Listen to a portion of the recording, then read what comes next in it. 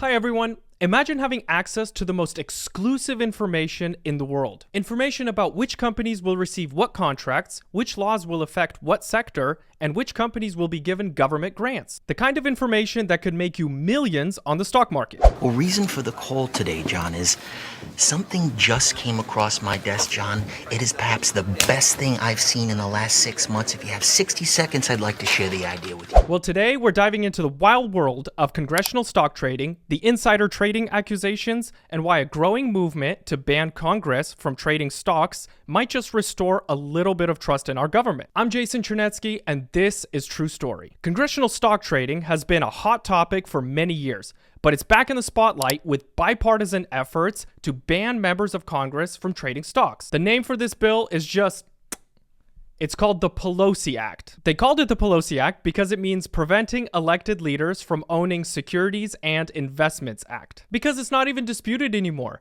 Anyone and everyone knows that the reason why Pelosi is a multimillionaire is because she's been insider trading for like decades at this point.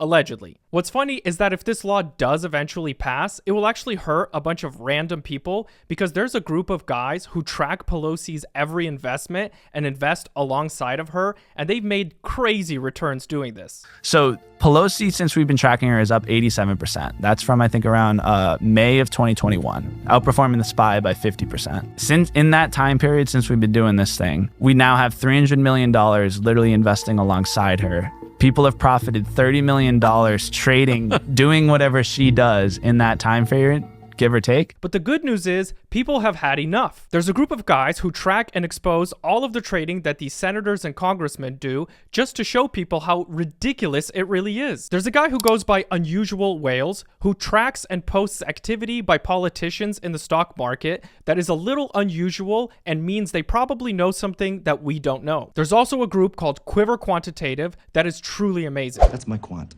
Your what? My quantitative. My math specialist. Look at him. You notice anything different about him? Look at his face.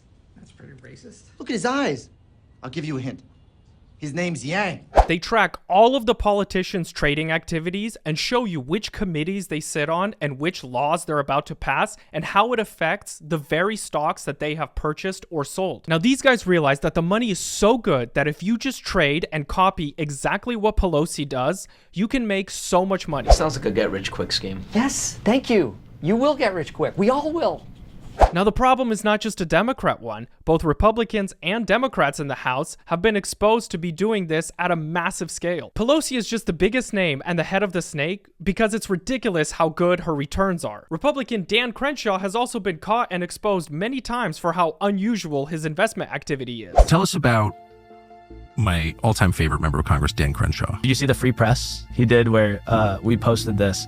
He essentially comes out and he's like supporting politician stock trading. He's like, if you get rid of it, you're going to get crappy politicians. And it's like, what are you talking about? You know, like, we're not asking you guys to That's like saying, not get paid. if you don't allow the police to shake down speeders at gunpoint, you're going to get a worse kind of cop. It's a massive problem of corruption, and it's happening on all sides. Now, the worst part of this problem is that the very same people who are doing these things are the same people who are responsible to create the laws that would oversee these things. You think Congress is just going to go, oh yeah, sir, go ahead, take me to jail.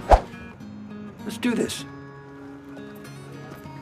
Now, back in 2012, Congress tried to address this issue with the STOP Act that was meant to prevent Congress from insider trading by making them disclose trades over $1,000 within 45 days. But here's the truth. Enforcement is weak, and the penalties are a joke at $200, and dozens of congresspeople have been caught breaking this act, and no consequences have been had. Just to give you some insight on this well-lubricated machine that they've built, here's some examples. Let's start with Senator Richard Burr. On February 7, 2020, he wrote an op-ed that said, "Hey America, this whole COVID thing, it's totally fine, nothing to worry about, everything will blow over, don't worry about it." Now, while at the same time writing that, he is sitting on the Senate Intelligence Committee, and he is receiving very exclusive information about this virus and just how big it is. Because he's on this committee, he's getting information that obviously none of us are getting. Now, after writing that article, just days later, on February 13th, he goes and sells his entire retirement account of $1.65 million in the stock market. And wouldn't you know, just a couple of weeks later, the stock market crashed because COVID shut down the world. But wait!